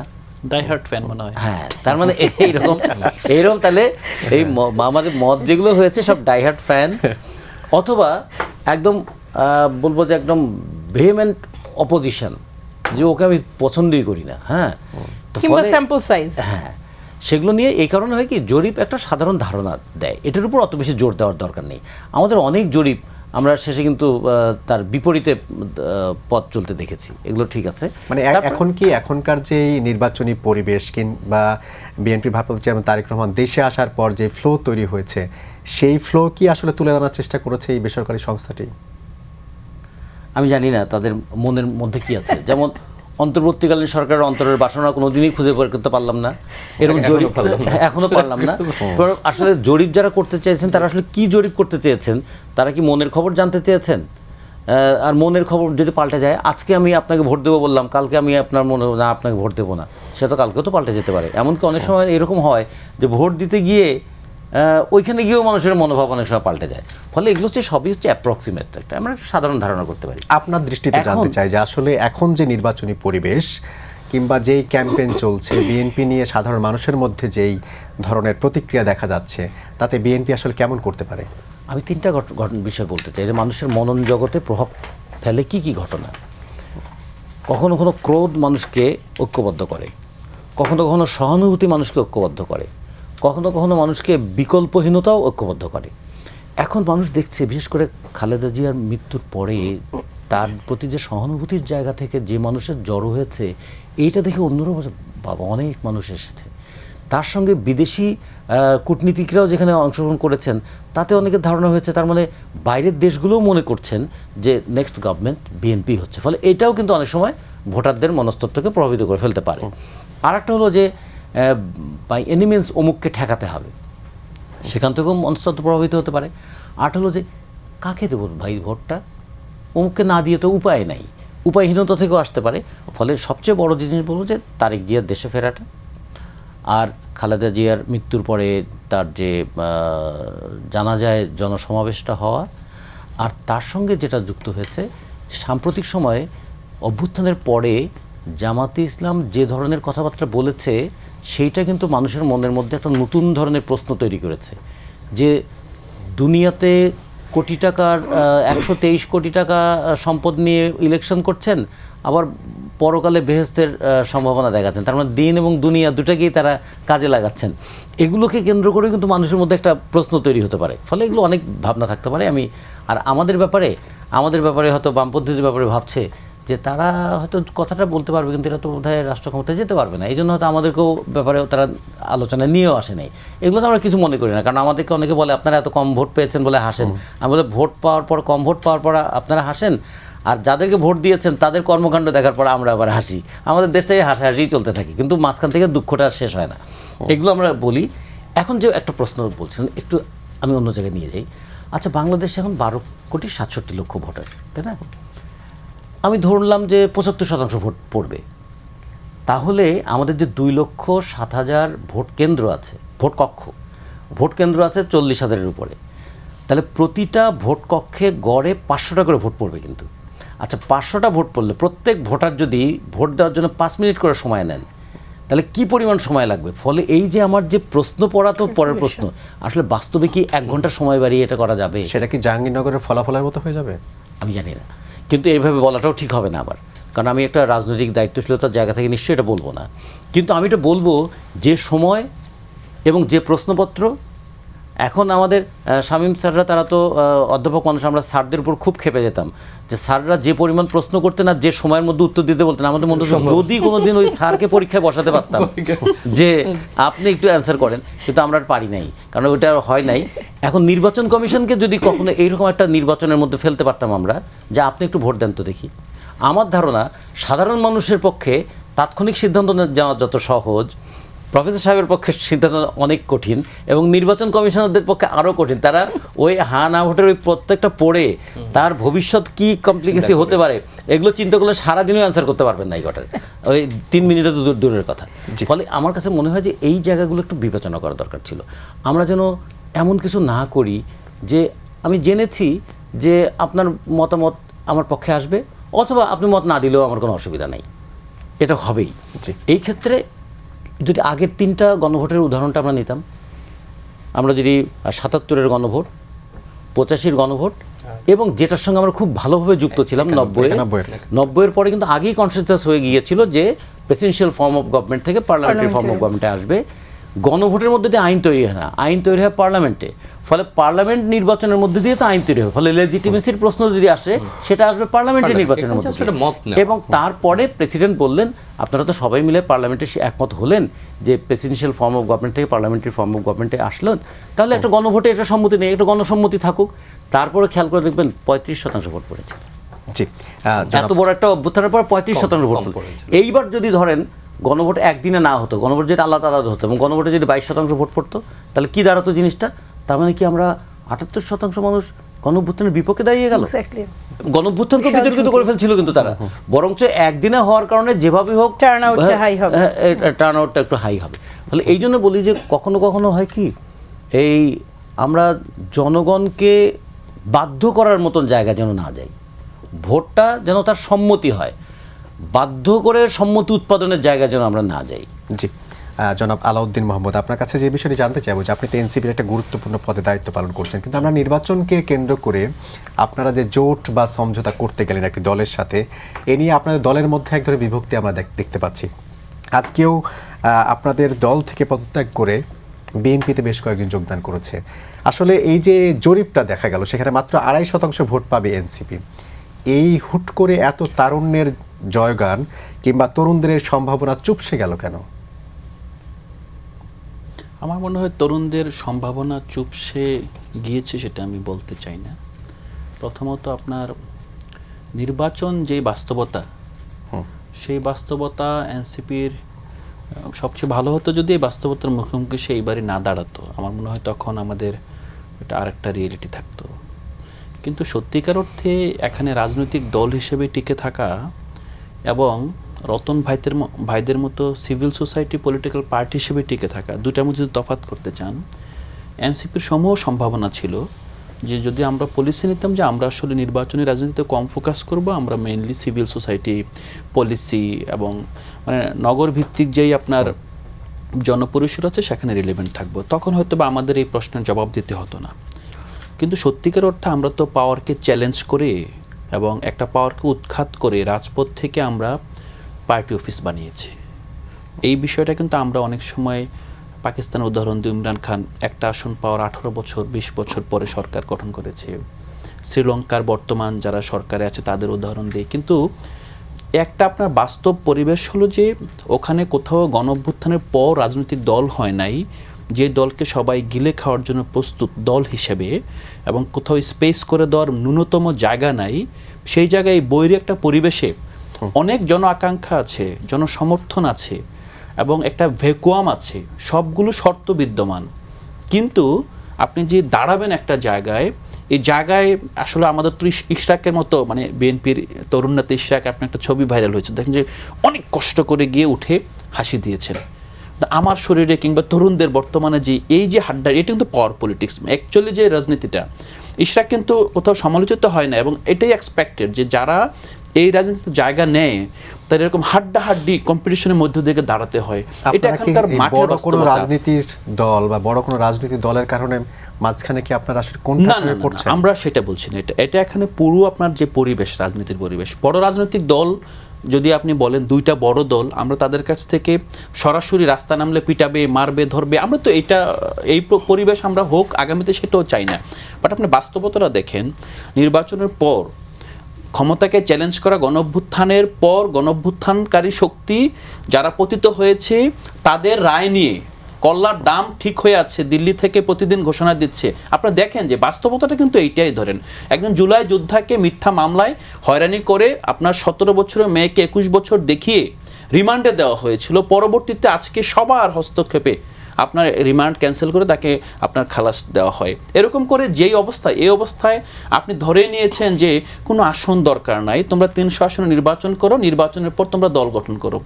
আমার মনে হয় এই জায়গাটা আসলে যদি আপনি মানে সামগ্রিকভাবে দেখেন, এই পরিবেশ বিদ্যমান নাই। হয়তোবা যে তরুণরা এবং যে ইনোসেন্ট নাগরিকগণ তারা ফিল করছে যে আমরা তাদের আসলে বিভিন্নভাবে হতাশ করছি, তারা হয়তোবা এই বিদ্যমান বাস্তবতাটাকে ওইভাবে এখনো অনুভব করছে না। অনুভব যখন করতো তখন যদি আমাদের একটার পর একটা লাশ পড়তো, লাশ আসলে এমন না যে রাজনৈতিক দলগুলোই পড়বে, এই বাস্তবতাটা এরকম। ধরেন আপনার ভয়েসটা কোথায়? আমরা আসলে চেয়েছি যে একটা নিয়মতান্ত্রিক গণতান্ত্রিক দল হিসাবে নির্বাচনকে কাজে লাগিয়ে যত কম হোক না কেন অ্যাকচুয়াল যে প্ল্যাটফর্ম জাতীয় সংসদ, সেখানে আমাদের 2 জন 4 জন 5 জন মিনিমাম প্রতিনিধি থাকুক, যারা তাদের মাঠের সহযোদ্ধা, রাস্তায় যারা দাঁড়িয়ে যাচ্ছে তাদের পক্ষে কথা বলুক, সেই জনগণের পক্ষে কথা বলুক যারা আসলে তাদেরকে অথবা আমাদেরকে সফল দেখতে চায়। আমরা এখন যে কৌশলটা নিয়েছি, যে স্বপ্ন সাধারণ মানুষকে আপনারা দেখিয়েছিলেন বা যেই স্বপ্নে পরিবর্তনের কথা আপনারা বলছিলেন, আপনারাই বলছিলেন তপ্ত কড়াই থেকে উঠে জ্বলন্ত কড়াইয়ে জ্বলন্ত আগুনে ঝাঁপ দিতে চায় না। এই যে এক জায়গা থেকে একটা পরিবর্তনের যে কথা বলছিলেন, সেটা কি আসলে সামনে ইলেকশনে দেখতে পাবেন বলে আশা করছেন? না, এই প্রথম বিষয়টা দেখেন, গণঅভ্যুত্থানের পর আমরা যে সংস্কার রাজনীতিতে প্রবেশ করেছি, এটা ছিল প্রথম আপোষ গণঅভ্যুত্থানকারী শক্তির সাথে। আমাদেরও কাছ থেকে এটা ছিল প্রথম একরকম সমঝোতা যে না, আসলে সবগুলো রাজনৈতিক দল যেখানে আপনার বড় ধরনের পরিবর্তন চায় না, বৈপ্লবিক পরিবর্তন চায় না, রাষ্ট্রকে, আমার পাশে যিনি বসে আছেন তাকে জিজ্ঞেস করেন, তাদের যে সংগ্রাম দীর্ঘদিনের, সেরকম যে রাষ্ট্রকল্প, এই রাষ্ট্রকল্পের বাস্তবতা তো এখানে রাজনৈতিক দলগুলোর মধ্যে নেই যারা ভোটে জিতে আসতে পারে। এই যে এস্টাবলিশমেন্ট, তার কাছে সাথে কিন্তু আমরা শুরুতে কম্প্রোমাইজ করেছি। যদি কম্প্রোমাইজ না হতো এবং যদি সংস্কার সত্যিকার অর্থেই সংস্কার হতো, যে নির্বাচনে আপনি যে 10 টাকা করে পার ভোটার যে বার দিয়ে দিয়েছে নির্বাচন কমিশন, অক্ষর অক্ষরে বাস্তবায়ন হচ্ছে। নির্বাচনে পেশি শক্তির ব্যবহার বন্ধ হয়েছে, নির্বাচন অস্ত্রবাজি বন্ধ হয়েছে, নির্বাচনে আপনার ম্যানিপুলেশন একদম যেটা আমরা সবাই বোঝার পরে বলতে পারেন বন্ধ হয়েছে। তাহলে আমরাই বলতাম, আপনাদেরকে বলতাম যে এই পরিবেশ তৈরি হয়েছে। আসলে তো সেই পরিবেশ তৈরি হয় নাই। আমরা বরং আপনার হাবিবুল আল কমিশন থেকে নাসরুদ্দিন কমিশনে গিয়েছি সত্য, যে কথাগুলি গণভোট নিয়ে আসছে, আরও বিভিন্ন আইন শৃঙ্খলা পরিস্থিতি নিয়ে আসছে, কোথাও কি এমন কোনো বাস্তবতা তৈরি হয়েছে যে 2008-এর নির্বাচনের চেয়ে ভালো নির্বাচন প্রত্যাশা করছেন এখনো? আমার মনে হয় আপনারা যারা দেখেছেন এখন পর্যন্ত সেই বাস্তবতা এখনো দেখা যাচ্ছে না। এই যে না, জাস্ট লাস্ট কথাটা বলছি, সেটা হলো যে বারবার আমাদেরকে যে প্রশ্নটা করছে, আমরা খুব হ্যাপি প্রশ্নটা নিয়ে, কিন্তু বিষয়টা হলো যে আমরা কোথায় জন আকাঙ্ক্ষার সাথে মানে একটা রাজনৈতিক সমঝোতায় যাওয়া, আমি নির্বাচনী কৌশলের অংশ হিসেবে সেটাই কি জনগণকে যে দেখানোর স্বপ্ন, পুরো স্বপ্নটা শেষ হয়ে গেল? ইভেন আপনি যদি আমাকে বলেন, আমি গতকাল যে কথাটা বলেছিলাম, আমি আজকে যদি মনে হয় যে আমি আজকে হাবিবা আপার কাছ থেকে, রতন ভাইয়ের কাছ থেকে আমি চলে আসছি যে হাবিবা আপা, আপনি এইবার আমি আপনার সাথে এই ডিলটাতে যেতে পারছি না, রতন ভাইয়ের কাছ থেকে আমি একটা সাপোর্ট নিয়ে আমি এখান থেকে বের হয়ে যাই, আমি কি চেঞ্জ হয়ে গেলাম?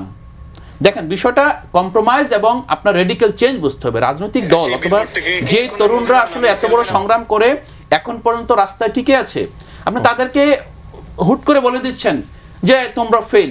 আসলে ফেলটা কি? যে আপনি কি মনে করছেন যে এখানকার যেই, আমি লাস্ট শেষ করে দিচ্ছি, দীর্ঘদিন ধরে আমরা যে রাজনৈতিক বাইনারির মধ্যে ছিলাম, যে একটা হলো স্বাধীনতার সপক্ষ শক্তি, আর একটা হলো ধরুন বিপক্ষ শক্তি, এবং পাশাপাশি আরেকটা হলো যে আমি হলাম প্রগতিশীল, আমি এখানে গণতন্ত্র বনাম যে উন্নয়নের ধ্বজাধারী শক্তি, আর একটা দল হলো পুরোপুরি মৌলবাদী। যদি বিএনপি তো ছিলই না, বিএনপিকে 15 বছর বিএনপি হিসেবে ট্রিট করেছে বিএনপি জামাত হিসেবে। যখনই বিএনপির কোনো গণতান্ত্রিক অধিকারের প্রশ্ন এসেছিল তখন বলা হচ্ছে যে বিএনপি তো জামাতের সাথে যুক্ত। সো এই শক্তিটা আপনার এখানে যদি ক্ষমতা আসে তাহলে বাংলাদেশ আসলে জঙ্গি রাষ্ট্র হয়ে যাবে, বাংলাদেশ আসলে শেষ হয়ে যাবে। এখন যে দেখেন জামাতের সাইড থেকে যে জোট গঠন করা হয়েছে, আপনি ধরেই নেন যে এখন 8টা দল ধর্মভিত্তিক রাজনৈতিক দল, আমি মানলাম, কিন্তু এই যে একটা ধর্মভিত্তিক রাজনৈতিক দলকে আপনি সুকৌশলে পুরোপুরি আপনার যে অপোজিশন স্পেসটা দিয়ে দিচ্ছেন, এই স্পেসটা থেকে আগামীতে তো আপনার যেটা বলছেন যে পজিশন এবং অপোজিশন তো শ্যাডো গভর্নমেন্ট, আপনি শ্যাডো গভর্নমেন্টকে পুরোটাই রেডিক্যালদের হাতে দিয়ে দিচ্ছেন না। আপনি কেন রাষ্ট্রীয় জায়গা থেকে চিন্তা করছেন না যে জামাত যদি এখানে 30টা 40টা 50টা আসন তার সহযোগী যারা তার মতো ধর্মভিত্তিক দল না তাদেরকে ছেড়ে দেয়, তাহলে জামাতের সাথে যারা অ্যান্টি জামাত আছে অথবা দুইটা রাজনৈতিক জোটের মধ্যে তর্ক তর্কটা আসলে শুধুমাত্র ধর্ম নিয়ে হবে না, তর্কটা স্বাধীনতার যুদ্ধের সপক্ষ অর্থ বিপক্ষ নিয়ে হবে না, তর্কটা হবে সংস্কার নিয়ে। জি আলাউদ্দিন, আমি একটু ছোট করে জানতে চাইবো যে আপনি যে নির্বাচনে অংশ নিচ্ছেন একটা দলের সাথে আপনারা জোটও করেছেন, জোট ঠিক না সমঝোতা করেছেন বলছেন আপনারা, আসলে এই সমঝোতার মধ্য দিয়ে আপনারা কতটি আসন পেতে চান? এইটা আসলে খুব আপনার জটিল প্রশ্ন, কারণ এখন পর্যন্ত আমরা মানে কোন 30টা অথবা কতটা আসনে আমরা কম্পিট করছি ক্লিয়ার না, হয়তো বা আরও কিছুদিন গেলে ক্লিয়ার হবে। বাট আমি এতটুকু করতে চাই যে আমরা প্রথমত বাইনারিটা ভাঙতে চাই। আমরা চাই না যে এখানে একটা দল অথবা একটা ব্লক পুরোপুরি একটা ট্যাগিংয়ে চলে যাক আর সবাই মিলে আরেকটা ট্যাগিংয়ে চলে যাক। আমরা চাচ্ছি যে দুইটা দলের মধ্যে, দুইটা জোটের মধ্যে যাতে রাষ্ট্রের নাগরিকের কিছু মৌলিক উপাদান বিদ্যমান থাকে, সেই জায়গাটা আমরা করতে চেয়েছি। জি doctor S M Shamim Reza, আপনার কাছে জানতে চাইবো যে এই বিষয়টি আলাউদ্দিন মোহাম্মদ বলছিলেন যে নির্বাচনী পরিবেশ যে আকাঙ্ক্ষা ছিল যে ভোটের পরিবেশটা সুন্দর হবে তেমনটি হয়নি, এবং তিনি বলছিলেন যে 2008-এ যে নির্বাচন হয়েছে সেটা কি সেই নির্বাচনের চেয়ে ভালো হবে? আপনার কি ধারণা আসলে এই নির্বাচনটা কেমন হতে যাচ্ছে? আজকে আমরা দেখেছি সিইসি বলেছেন নির্বাচনী পরিবেশ নিয়ে সন্তুষ্ট তিনি, কিন্তু বেশ কিছু রাজনৈতিক দল তারা এখনো নানা ধরনের পক্ষপাতিত্বের অভিযোগ তুলছেন। আমরা প্রত্যেকটা অনুষ্ঠানে খুব সরাসরি উত্তর প্রত্যাশা করি, আমরা সেটা সম্ভব না, মানে আমরা হয়তো এক কথায় উত্তর দিতে। আমি তার আগে বলি যে উনি যে ব্যাখ্যা দিচ্ছিলেন, আমি মনে করি যে এ যাবৎকাল এই জোট গঠনের পর এনসিপির যতগুলো ভালো ব্যাখ্যা শোনাচ্ছে তার মধ্যে তার একটা, কিন্তু আমি তার শেষ অংশের সঙ্গে একমত না, কিন্তু প্রথম অংশের বিশ্লেষণের সঙ্গে আমি একমত। তার সঙ্গে এটা যুক্ত যে আদর্শ পরিস্থিতির স্বপ্ন তারা দেখিয়েছিলেন, বাস্তবতা তার থেকে ভিন্ন, এবং তাদেরও একটা রাজনৈতিক কৌশল নিতে হচ্ছে, এবং এটা আমি একমত যে একটা জন আকাঙ্ক্ষা আছে তাদের ব্যাপারে, যে জন আকাঙ্ক্ষা নেই এটা কিন্তু বলা যাবে না। আপনি সাধারণ মানুষের সঙ্গে কথা বলেন, একজন রিক্সা চালক, তার কিন্তু তরুণদের উপর আস্থা রাখেন, একটা ভ্যাকুয়াম আছে, এটা নিয়ে আমাদের অস্বীকার করবার কোনো পথ নেই। এই আস্থাটাকে দূরে সরে যাওয়ার কারণ কি তাদের সমঝোতা বা নতুন যে রাজনৈতিক দলের সাথে যাওয়ার কারণ?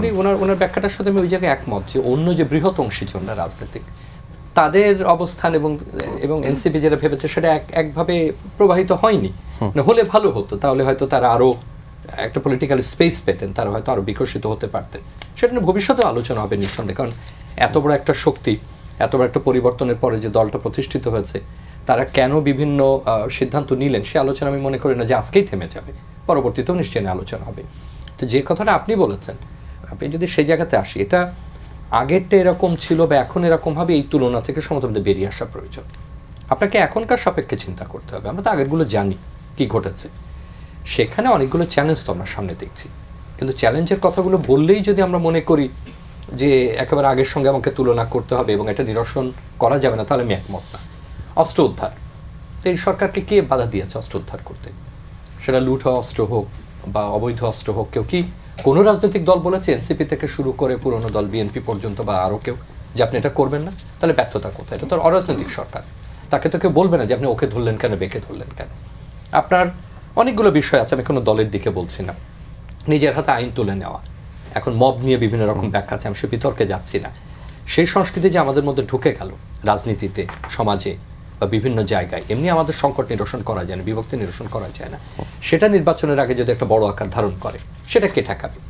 এরকম তো অনেকগুলো বিষয় আমাদের মধ্যে রয়েছে। পুলিশ বাহিনী এখনো অপ্রতুল, আমি অপ্রতুল ওই অর্থে বলছি যে সে এখনো সুশৃঙ্খল না, এখনো সে পূর্ণাঙ্গভাবে গঠিত হতে পারেনি, যেখানে আমাদের নিয়মিত পুলিশ বাহিনী দিয়ে আমরা সেখানে পারি না। আবার সরকার যে অনুমতি পেয়েছে, রাজনৈতিক অংশীজনদের সঙ্গে প্রস্তাব দিয়েছে যে কোনো সময় যে কোনো কেন্দ্রে যে কোনো জায়গায় সে ঢুকতে পারবে, তার এই হচ্ছে সক্ষমতা। এখনো পর্যন্ত আমরা জানি না যে আইন শৃঙ্খলার ক্ষেত্রে তার ভূমিকা কি হবে, কিন্তু এখনই তাকে আমরা অনুমতি দিচ্ছি যে কোনো জায়গায় প্রবেশের। হ্যাঁ, প্রবেশের প্রয়োজন হতে পারে, তাহলে তো আবার প্রশ্ন উঠবে যে অন্য যারা যৌথ বাহিনী আছে তাদের ভূমিকা কি হবে, পুলিশের ভূমিকা, এগুলো যথেষ্ট অস্পষ্ট। আবার আর একটা প্রসঙ্গ উঠেছে সুরক্ষা দেওয়ার। এই সুরক্ষা শুধু তরুণ যারা করেছে তারা নয়, সুরক্ষার ব্যাপ্তিটা কি হবে তাও আমরা জানি না, কতজন নেতা কে, কারা কারা, কাদেরকে সুরক্ষা দেবেন।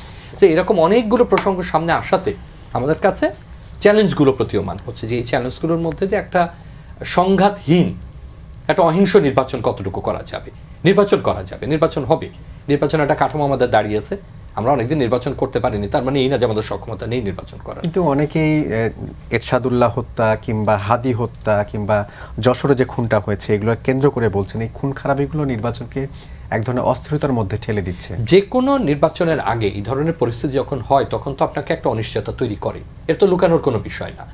যে আজকে যেটা হলো যে মনিরামপুরের যে ছেলেটা খুন হলেন, এখন এইটা তো ওই অঞ্চল, তাই না? একটা বড় অঞ্চল জুড়ে আপনি ধরেন বৃহত্তর যশোর অঞ্চল জুড়ে, তার আগেও একজন খুন হয়েছেন যশোরে, তো তাহলে তাদের মধ্যে কি খুব একটা আনন্দের বার্তা বয়ে যাবে? তা তো না।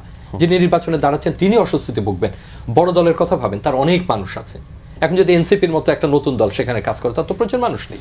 আরও যদি ছোট দল কাজ করে, তার তো প্রচুর লোক সেখানে নাই। সেই এক ধরনের অস্বস্তি থাকবে। কিন্তু আপনি এই প্রত্যেকটা ঘটনা দিয়ে যদি বিশ্লেষণ করেন যে নির্বাচনের সময়টা যখন লক্ষ লক্ষ মানুষ রাস্তায় থাকবে, কোটি কোটি মানুষ ভোট দিতে যাবে, সেটাও কিন্তু একটা শক্তি।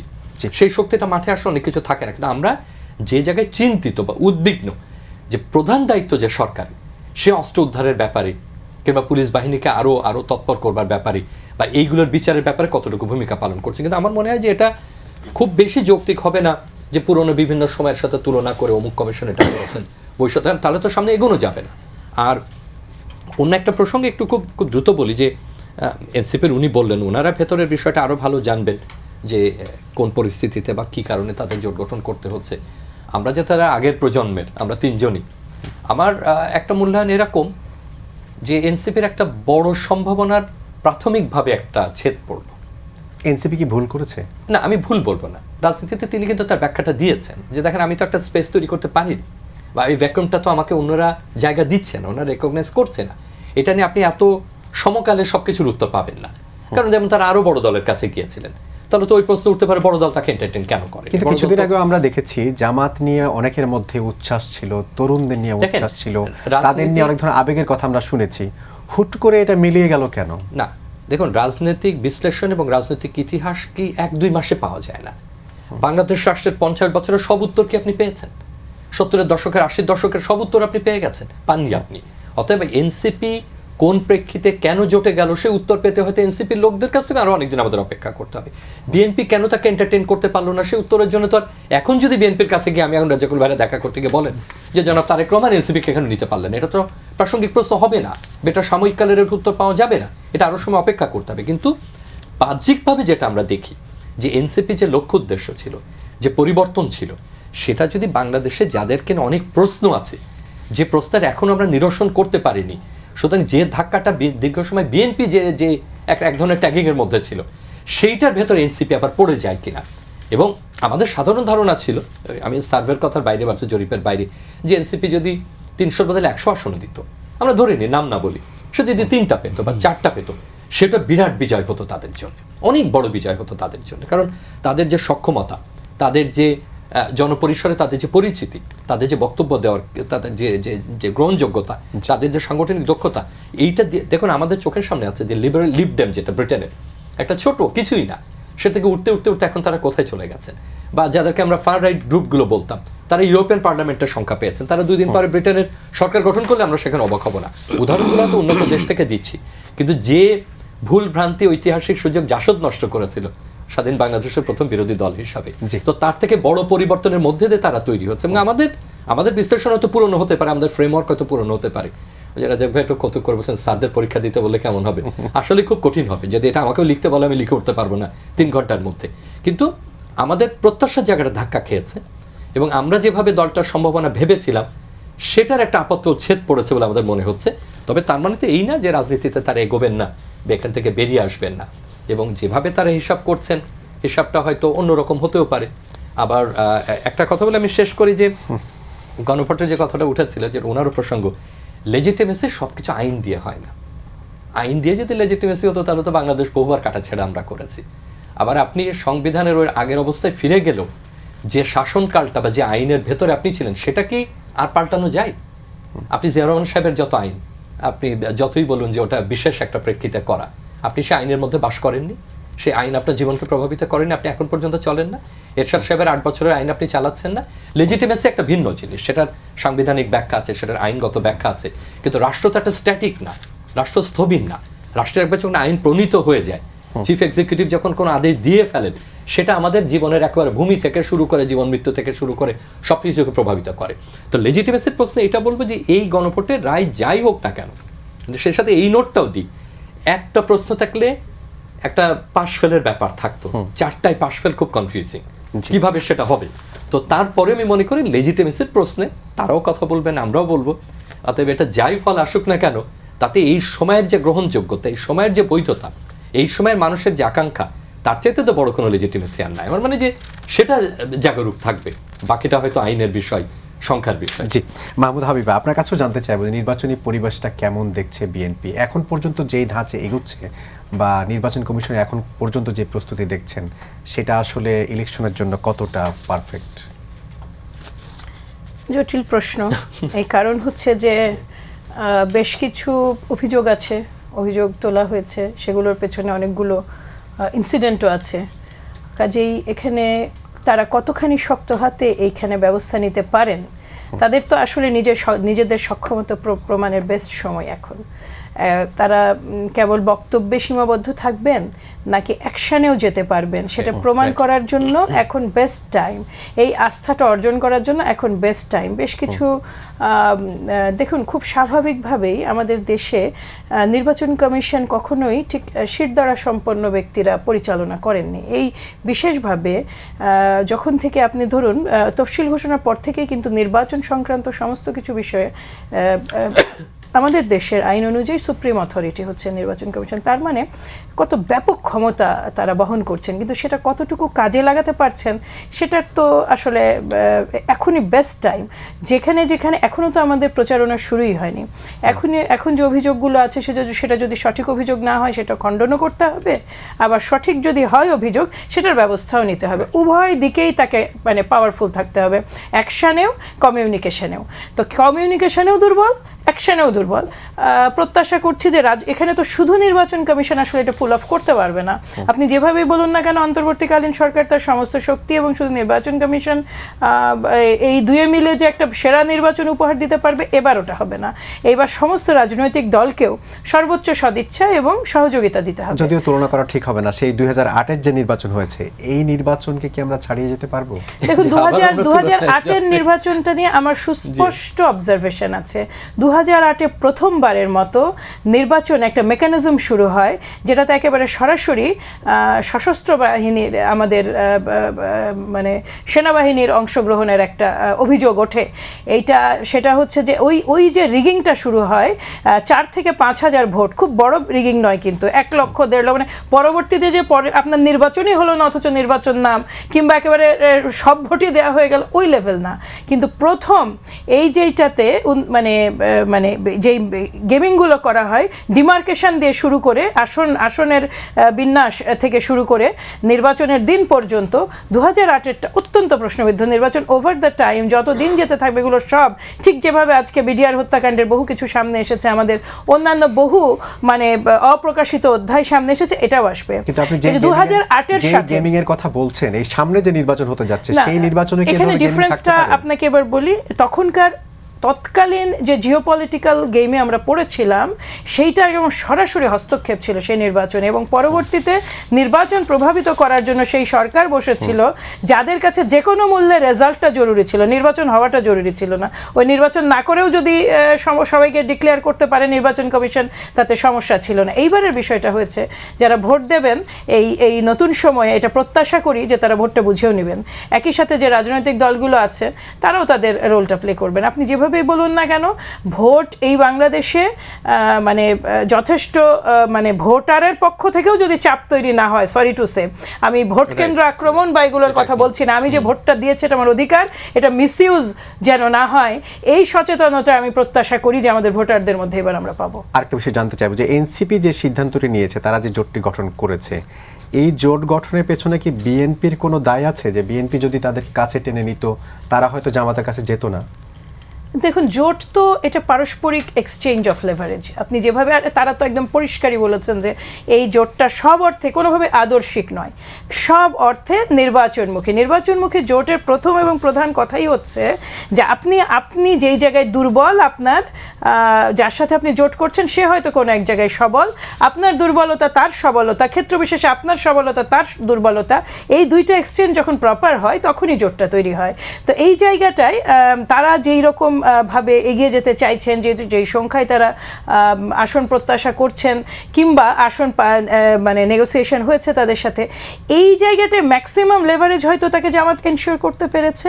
এই জায়গাটা জোটকে কিন্তু এনকারেজ করা উচিত, জোটকে এনকারেজ করা উচিত এই জন্য, আনলেস আপনি জোটের পেটে ঢুকে যান, মানে জোটকে এনকারেজ করতে পারা উচিত।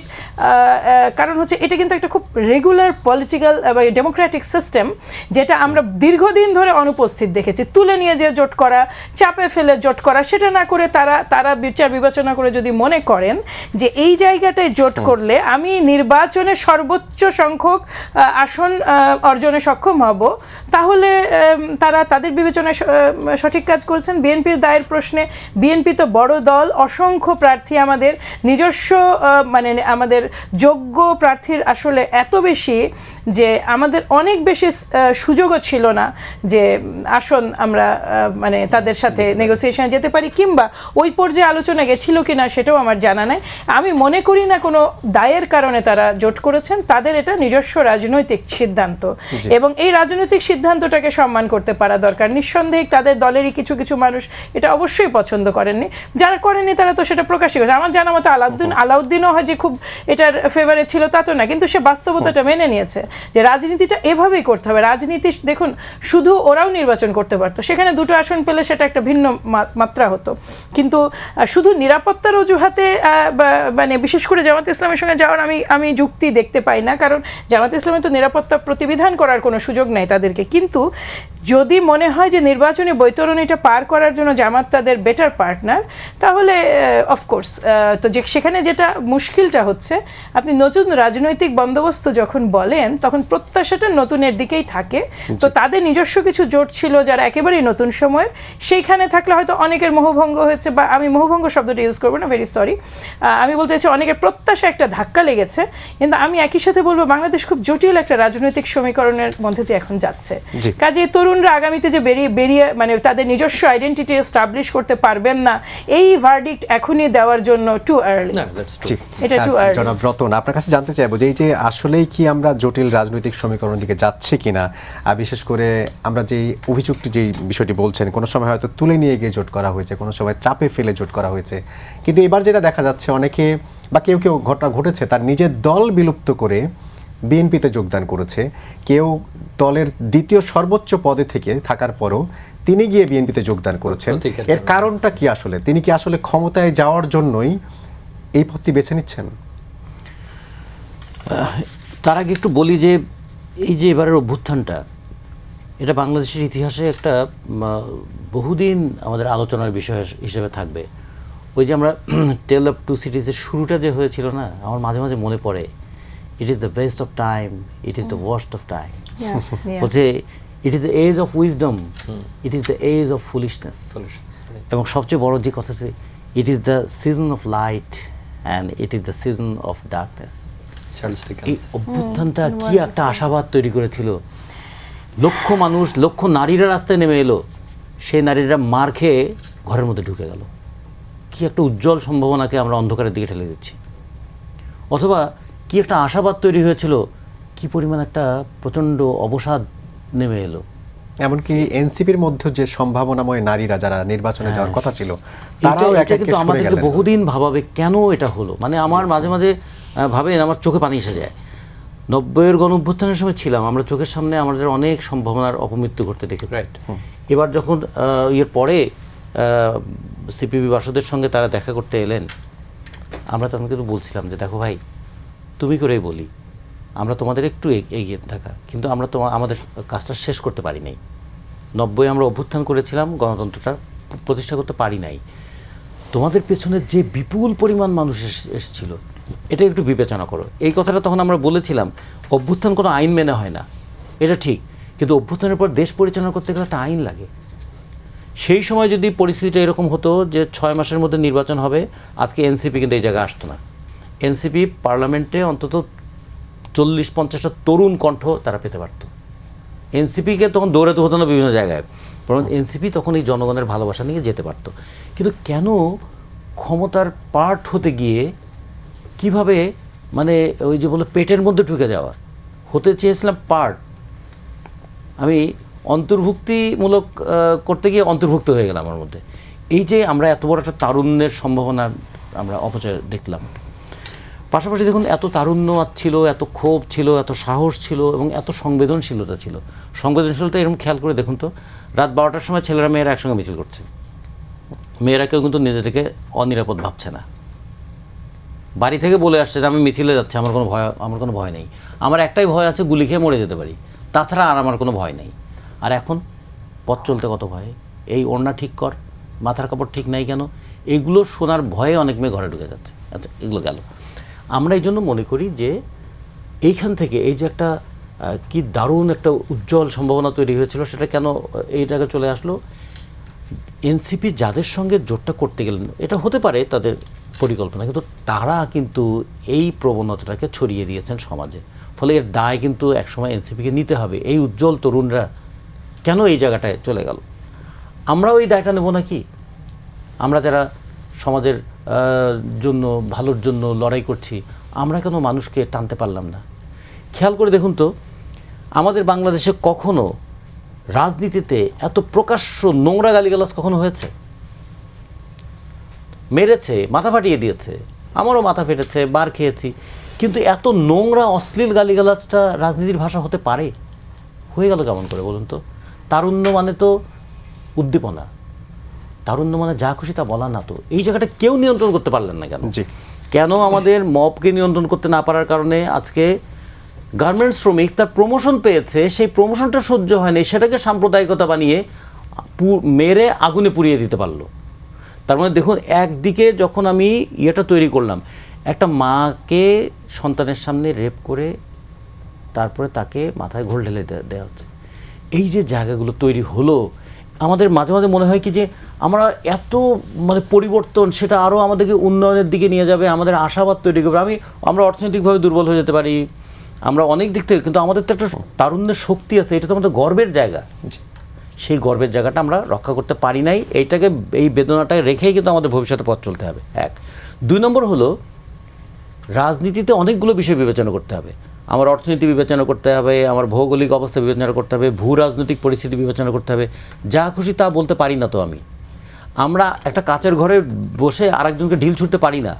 কারণ কাচের ঘরে বসে ঢিল ছোড়ার প্রবণতা কি? আমরা এখন আমরা কি প্রতিবেশীদের দ্বারা অবরুদ্ধ হয়ে থাকবো? কারণ এই কথাটা বলতে গেলেও তো আবার দালাল হয়ে যেতে পারি। আমার তো কালকে আবার পেঁয়াজ আনতে হচ্ছে 50,000 টন, আমার তো আবার চাল আমদানি করার জন্য পারমিশন দেওয়া হলো। ফলে এগুলো কি আমাদের তাহলে তরুণরা ভাববে না? তাহলে তরুণদেরকে শুধু খেপিয়ে তোলার নামই কি রাজনীতি? আমি এই তরুণদের ভাবনা নিয়ে একটু ছোট্ট প্রশ্ন করতে চাই। এই যে আপনারা কথা বলেন, চমৎকার কথা বলেন, আপনারা আপনাদের যে দলের নেতাকর্মীদের সততা নিয়ে প্রশ্ন খুব বেশি নেই। ভোটের মাঠে যখন নামেন, ভোটের মাঠে ভোটাররা আপনাদেরকে নির্বাচনের জন্য কিংবা আপনাদেরকে পার্লামেন্টে নেওয়ার কথা ভাবেন না কেন? এখানে দুটো বিষয় আছে। একটা হচ্ছে বাংলাদেশের মাটিতে সততা একটা অযোগ্যতা, এবং আপনাদের যেমন কথায় কথা বলে ওই সমস্ত নীতিগতার ভাত নাই, এটা কিন্তু একটা প্রচলিত হয়ে গেছে। এই প্রচলিত কে করলো? এই মিথটা ভাঙবে কে? এই মিথটা ভাঙতে হবে আমাদেরকে বহুবার। ও বলে না যে একদল, একটা জেনারেশন হয়তো এরকম ছাই হয়ে যাবে, হয়ে পরবর্তী জেনারেশনকে একটা আগুনের উপাদান তৈরি করে দিয়ে যাবে। হ্যাঁ, আমাদের ব্যর্থতা অনেকের মধ্যে বেদনা তৈরি করবে, এই বেদনা একটা শক্তি হতে পারে। ফলে আমরা এটার জন্য ফুললি প্রিপেয়ার। এটা আর একটা বিষয় যেটা বলি, শেষ করি। আবার দেখুন, আমাদের এই তরুণরাই কিন্তু ভাববে এবং ভাবছেও। আমরা আশাবাদী শেষ পর্যন্ত এই জায়গায়। ধরুন 2023 সালে কিন্তু অনেকে বলছেন এই দেশে আর কিছু হবে না, সেই দেশে তো 24 অভ্যুত্থান হয়েছে। ফলে একেবারে হতাশ হওয়ার কিছু নেই, আবার হয়তো মানুষ জাগবে। আমরা এই জন্য আমাদের কথায় মানুষ হয়তো সবসময় সাড়া দেয় না, এটা নিয়ে আমরা তো দুঃখ পাই, কিন্তু আবার এটা মনে রাখি, এটা একটা পটেনশিয়াল ফোর্স হিসেবে কাজ করে। এটা একসময় মানুষ সাড়া দেয়ও। জি, আলাউদ্দিন, আপনার কাছে 1 মিনিটে শুনতে চাইবো, এই যে যেই প্রসঙ্গটি বলা হচ্ছে, কিংবা ধর্মীয় উন্মাদনা, কিংবা আপনারা যেই দলের সাথে জোট করলেন, যেই নির্বাচনী পরিবেশ নিয়ে জনাব রতন বলছিলেন, এর দায় কি আসলে এনসিপিকে নিতে হবে কোনো সময়?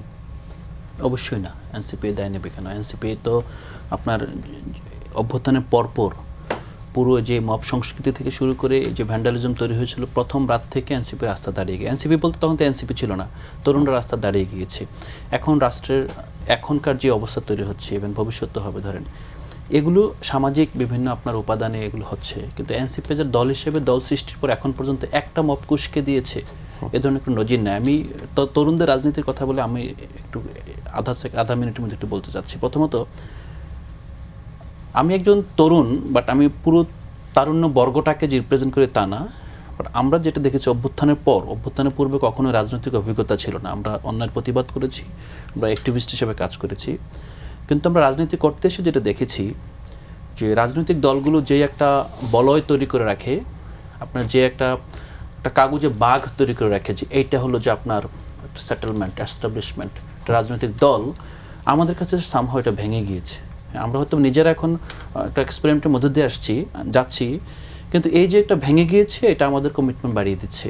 হয়তো বা এখনও যেটা হাবিবাপা বললেন, আমাদেরও অনেকের হৃদয় রক্তক্ষরণ হচ্ছে, বাট এটা আমরা বুঝতে পারছি যে একটা commitment is much stronger than my emotional, অথবা কোনো একটা নির্দিষ্ট গ্রুপ অথবা আদর্শের প্রতি আপনার রিলিজিয়ান্স। আমরা এখন কমিটমেন্ট তো এদেশের মানুষের প্রতি, এদেশের মানুষের প্রতি কমিটমেন্ট যদি থাকে, তাহলে মানুষের যে বৃহৎ অংশটা, যেটা ভাইকে বললেন, ধরেন আপনি প্রথমত ওই মানুষকে অনবোর্ড না করে আপনি শুধুমাত্র আপনার তাত্ত্বিক, আদর্শিক অথবা আপনার নিজের যে সাংস্কৃতিক বলয়, এই বলয়টা দিয়ে কখনোই বৃহত্তর জনমানুষের বড় পরিবর্তন করা সম্ভব না। লাস্টলি বাংলাদেশে বামপন্থী রাজনীতি টিকে আছে বলেই এখন পর্যন্ত বড় রাজনৈতিক দলগুলো তাদের রাজনৈতিক কর্মসূচি এবং তাদের সরকার পরিচালনায় অনেকটাই বামপন্থীদের আদর্শকে সামহাও আত্মীকৃত করতে হচ্ছে। তো তাদের এই এক্সিস্টেন্সটা কিন্তু বাংলাদেশের রাজনীতির পরিবর্তনের ভূমিকা রাখছে। বাট তারুণ্য একটা বর্গ হিসেবে আপনার কোনো আদর্শিক এক্সিস্টেন্স নয়। তারুণ্যকে এই সিস্টেমে টেক পার্ট করতে হবে, অংশগ্রহণ করতে হবে।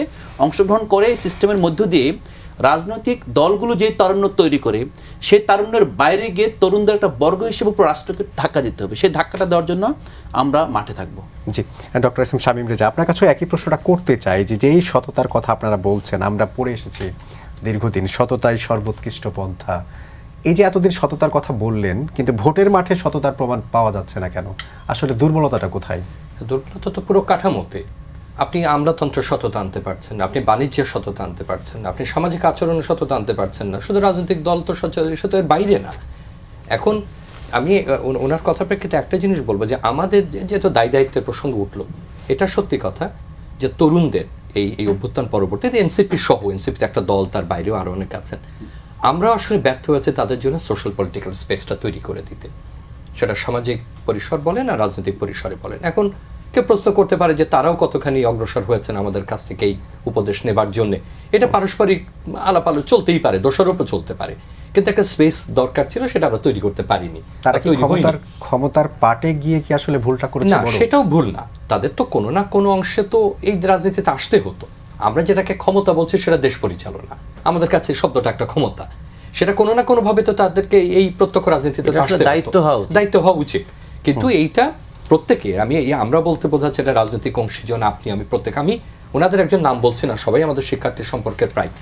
তো এই বিভিন্ন সংসদ নির্বাচন এবং জাতীয় প্রেক্ষাপট উনি একটা কথা খুব দুঃখ করে বলছেন, খুবই পরিচিত জন, যে স্যার আমরা তো প্রথম প্রজন্মে রাজনীতি করতে আসলাম, এসেই কি আমরা এই জিনিসগুলোতে ঠকলাম? মানে তিনি এইভাবেই তার বোধোদয় হচ্ছে যে আমাদের 50-60 শতকের দশকে তো এরকম বাঘা বাঘা রাজনীতিবিদ আমাদের পরিবারে ছিলেন না, সমাজে বা আমাদের আশেপাশে ছিলেন না। তো দেখুন, এইটার মেনে নিয়েই বলতে হবে যে স্পেসটা কিছুটা নিজেদের তৈরি করা, কিছুটা অন্যকে সেই পরিবেশ দেওয়া। আর যে নির্বাচনের প্রসঙ্গে আপা বলছেন, আমি ওটা দিয়ে শেষ করব। এই ওনার সঙ্গে আমি একমত যে একটু বক্তব্য কমিয়ে অ্যাকশন দেখানো। আর দ্বিতীয়ত আমাদের ওই পরিস্থিতি যেন না হয় যে ভবিষ্যতে সার্কুলার দিতে হচ্ছে যে কমিশনের লোক নিয়োগ করা হইবে, তাকে অন্যান্য যোগ্যতার সহিত মেরুদণ্ড থাকিতে হইবে। মানে এইটাই বোধহয় শুধুমাত্র বাকি আছে। মেরুদণ্ড একটা কাঠামো, একটা স্ট্রাকচার, এটা ব্যক্তির মেরুদণ্ড না, এটা বায়োলজিক্যালি আমরা মেরুদণ্ড বোঝাচ্ছি না। সে সক্ষমতা প্রয়োগ করতে হবে, নির্বাচন হতে হবে, এই বোধ আমাদের মধ্যে থাকতে হবে, এই চাপ অব্যাহত রাখতে হবে। রাজনৈতিক দল, নাগরিক সমাজ, গণমাধ্যম এবং যে কথাটা অন্য আপাও বললেন উনিও, সাধারণ যারা ভোটার, সাধারণ যারা নাগরিক মানুষ, তারা যদি মাঠে থাকে নির্বাচন হবেই। আমি শুধু এইটুকু বলতে চাই যে মানে দেখুন, আমি প্রত্যাশা করি সর্বোচ্চ সাফল্য তরুণদের, বিশেষ করে আমার এটা প্রথম থেকেই একটা আন্তরিক শুভকামনা তাদের প্রতি। কিন্তু জোটের অনেক ভালো সাইডের মধ্যে খারাপ সাইডটা হচ্ছে যে জোটের, মানে এটা আমি সতর্কতা হিসেবেই বলছি, যে আপনাকে যেমন তারা ভোট দেবে, ভোটের জায়গাটা এনশিওর করে আপনারও তাদের জন্য ক্যাম্পেইন করতে হবে। আপনি আসলে ওই জায়গাটাকে ট্রাস্ট করেন, ওই জায়গাটাকে ট্রাস্ট করেন যে আপনি ক্যাম্পেইনটা করতে পারবেন। এইটাই আসলে এই একটা জোটটা ছাড়া আমি টোটাল বিষয়টার মধ্যে মানে অন্য কিছু দেখি না। দীর্ঘদিন বাংলাদেশ জাতীয়তাবাদী দলও কিন্তু জোট করেছে, যুগপৎ আন্দোলন করেছে, এমনকি সরকারও ছিল। ফলে আমরা নিজেদের দিয়েই জানি যে এটা খুব সহজ কাজ নয় এবং এটাতে উত্তরণ দায় নাই, এটা বলাটা আসলে যত ছোট করে সহজ। একটু জানতে চাইবো যে এই যে এনসিপি গেছে জামাতের সাথে, আপনারা তো জামাতের সাথে ছিলেন, ওইটাই তো আপনাকে আমি বলছি যে আমরাও তো ছিলাম, আমরা তো যুগপৎ আন্দোলন করেছি, আমাদের এমনকি সরকারেও তারা ছিলেন। আমরা একটা অত্যন্ত বড় রাজনৈতিক দল একটা ছোট রাজনৈতিক দলের সাথে ছিলাম, সাইজ তারপরেও ছিলাম কিন্তু, এবং ওটা থেকেই কিন্তু সত্যিকার অর্থে আপনি যদি বলেন অত সহজ না এখন আজকে পর্যন্ত জার্নিটা, এখানে অনেক কিছু আছে। কাজে ওই রিয়েলিস্টিক থট থেকেই আমি বলছি যে আপনি যদি দায় নিতে না পারেন তাহলে তো জোটে যেতে পারবেন না। দায় কিন্তু দ্বিপাক্ষিক, শেষের দিকে আমি একটু সম্বরণ করতে এটা বলবো যে সেটা বিএনপির জন্য কিন্তু খুব কঠিন কাজ হয়েছে, এবং সেটা ভালো কি মন্দ সেটা বিশ্লেষকরা বলবেন, ওনাদের না বলাটাই ভালো। যে এইটা থেকে বেরিয়ে আসতে বিএনপি যে স্ট্রাগল করতে হয়েছে এবং যে স্টিগমা তারা নিয়েছে, সেটা তরুণ দল হিসেবে তারা কতখানি মোকাবেলা করতে পারবেন, এটাও কিন্তু একটা বড় প্রশ্ন। আপনাদের চারজনকেই অসংখ্য ধন্যবাদ আজকে সময় দেওয়ার জন্য। দর্শক, এন মোহাম্মদ পাবলিক পার্লামেন্ট আজ এখানে শেষ করতে হচ্ছে। এতক্ষণ যারা সঙ্গে ছিলেন সবাইকে ধন্যবাদ। ভালো থাকবেন সবাই, শুভরাত্রি।